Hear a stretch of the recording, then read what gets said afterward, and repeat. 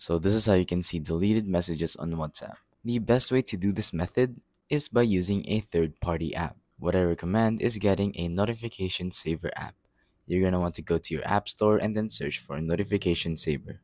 There you go. There are a ton of apps containing this same feature: notification history, deleted messages, and deleted message recover. But basically, they all do the same thing. I'm going to go ahead and open up one to show you how it works.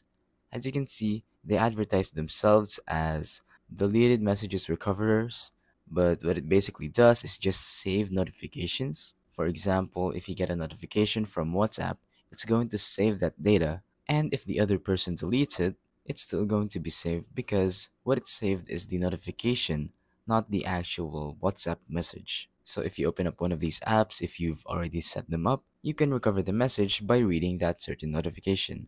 So yeah, try one of these, download them, and see how it works. If this one doesn't work, then don't worry, there are a lot of other apps just like this. So yeah, that's about it. All you're gonna have to do is download them and you're good to go.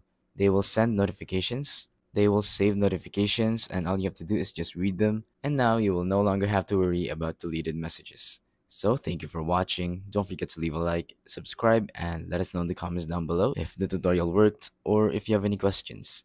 Thank you and goodbye.